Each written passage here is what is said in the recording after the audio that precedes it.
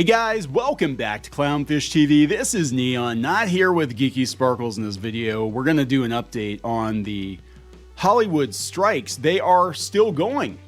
Yeah, the talks with SAG-AFTRA, they broke down, and we did a video about it last night, but there's been a statement from the Netflix boss, Ted Sarandos, saying that if they had gone with what SAG-AFTRA, the actors union, what they wanted, they would have had to put a levy on every Netflix subscriber. It would have been like an extra 50, 60 cents. They would have had to raise their rates to, make up the difference, according to him. Now, Fran Drescher said she has a different take on it, and we went over what they were offered, what AmpTip offered SAG-AFTRA yesterday, and it was pretty substantial. I mean, we're talking substantial raises, but apparently it was not enough. They wanted more, and the studios walked out. So the studios might even know that, yeah, we can kind of sort of look like we're working with people. We're going to work out the writer's strike or whatever, but hey, we're not going to have any actors, so we can put these shows on ice indefinitely until we feel like spending money again. And I think that's what this is about. I think at the end of the day, these unions actually got played, and they played their members. I really do. I think what happened was the studios knew they had to save money. They knew a strike was coming, so they're like, fine, let them strike. We're going to save a whole lot of money if they go on strike. We got lots of content. We can get content from other places. This is the same Ted Sarandos who said that Korea had lots of content. I mean, remember, one of their biggest shows was Squid Game, and that came from Korea. They're like, yeah, they got lots of content. We don't have to make new stuff. We can just import some stuff. They're co-financing, shows over there too. But you know what I'm saying? Like, they're spending a lot of money on overseas content. It does not have to come from Hollywood. So that is the new reality. So let's talk about all this. Before we get into it any further, please subscribe for more pop culture news, views, and rants, guys. This is coming from Variety. Ted Sarandos says SAG-AFTRA asked for a levy on every Netflix subscriber.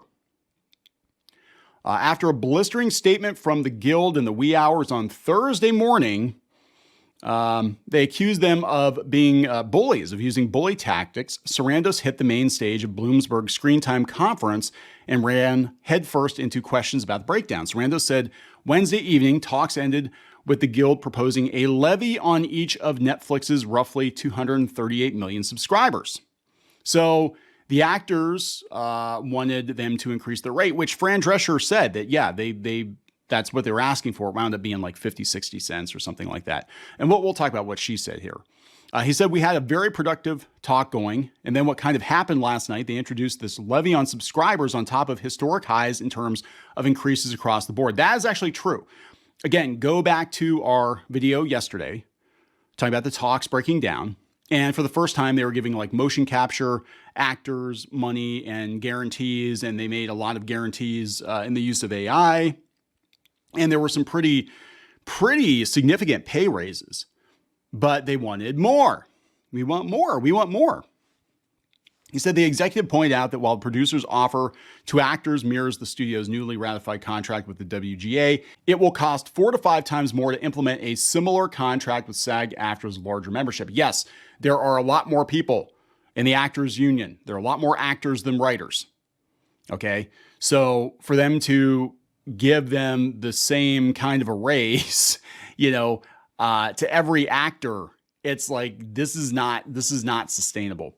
Sarandos also said the subscriber levy came after the studios, represented by the Alliance of Motion Picture and Television Producers, received a similar proposal to share revenue with the actors.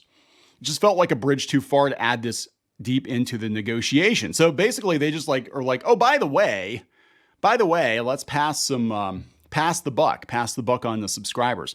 Sarandos did not clarify if the Guild was seeking a per subscriber cut from Netflix exclusively or from all streaming services involved in the negotiations. Probably all. If I had to guess, I'd say probably all, because Disney's, pretty substantial too, and Amazon. The studios have approached this negotiation with the same intensity they did the coronavirus pandemic, Sarandos said, and underscored a need to get production up and running after 5 months of being dark. The goal here is to get people back to work. The goal is to get the town opened up. This is not just hurting our industry, it's hurting every other business that supports our industry, not just in California, but it's extremely painful in California. That's actually true.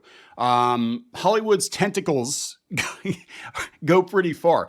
Here in the Pittsburgh area, I know that there actually are a lot of service companies. In fact, a friend of ours, her business, they have an antiques business, but they also supply Hollywood productions with antiques.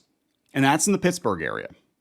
Hollywood Productions, they actually will go to her shop, and it's a pretty big building, and they'll look for props. And, they've actually had the Hollywood trucks back right up to the shop, and they put the stuff in the truck and, whatever. Like they had Paramount there before, and they came in the damn truck. It had the logo and shit on it, and they would take stuff for production. So, it is definitely a ripple effect, all the way down. But again, California is going to be the most affected because that's where most of the filming and the production takes place. That being said, I don't know if that should be the case.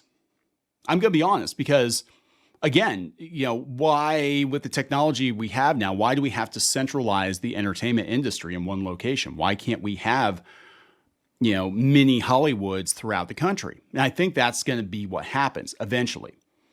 And I think that a lot of the unions and even the studios are going to lose power because of that, because, we have basically leveled the playing field with social media, with, things like YouTube and people doing more productions themselves, different countries, different locations around the country. And I think we're going to see that. I think we're going to see things change. It's going to be really interesting to watch. And I think it's going to be a result of the strikes to watch like micro Hollywoods pop up in different parts of the country. And that's how you actually are going to get genuine diversity in our entertainment, is you're going to have different people from different parts of the country producing shows and movies, probably for streaming. Everything's going to be streaming eventually, right? We're going to get rid of linear TV. I don't think it's going to be around much longer, but probably for streaming. And you're going to get that authentic flavor. You're not going to have the Hollywood version of Louisiana. You're going to have shows that are actually produced in Louisiana. You know what I'm saying? It's like, this isn't Hollywood's take on it. This isn't obviously Canada when it's supposed to be New York City. Go see Rumble in the Bronx with the mountain. The mountains in the back and the trees in the New York City, right? So what I'm saying is I think we're going to get more authentic flavor as a result of that. That's the one upside to this. Anyway, I'm sidetracked. In its statement prior to Sarandos's remarks, SAG-AFTRA leadership did not hold back. We have negotiated with them in good faith, despite the fact that last week they presented an offer that was shockingly worth less than what they proposed before the strike began. Oh, that's interesting. So basically, the longer the strike goes on, they start taking things away. Like, okay, if that's how you're going to play things, we're just going to take a couple things away then. Didn't like that offer? Okay, next offer is going to be even less, right? This is like deal or no deal. These companies refuse to protect performers from being replaced by AI. No, that's actually, they made sure that they put that in place in the last offer. They refused to increase your wages to keep up with inflation, and they refuse to share a tiny portion of the immense revenue your work generates for them. But sometimes your work generates them anti-revenue. Sometimes your work is so bad that people cancel their subscriptions to the streaming service, or they don't watch your shows at all. It's a very small percentage of shows, even on a platform like Netflix, that actually bring them any meaningful revenue. And, in the case of Netflix, it is, Stranger Things. It is One Piece. It is Squid Game. Those shows bring people to Netflix and keep them watching Netflix. But you're like, slice of life, Tumblr animation thing that got greenlit however many years ago. Nobody's watching that. Oh my God, it was canceled. Why was it canceled? Because nobody watched it, So that's okay. So that's their side of it. Now here's Fran Drescher's side. Now look, I don't hate Fran Drescher. I admire her moxie. I think she's very feisty. I've always liked Fran Drescher. I think she's got some bad takes on this though, but it's her job to fight for her union. So she's going to fight to get the most she can get. It's kind of like a lawyer arguing for somebody that you know's guilty. Like it's their job. It's their job to defend their client, even if they're not completely convinced their client's innocent. And that's kind of the vibe I'm getting from Fran, because they tried to cancel her. Remember, before the negotiations, they tried to cancel her for hanging out with rich people. So, and she also fought back against the vaccine mandates too. She said everybody should have their own, make up their own mind about their health, which I agree with.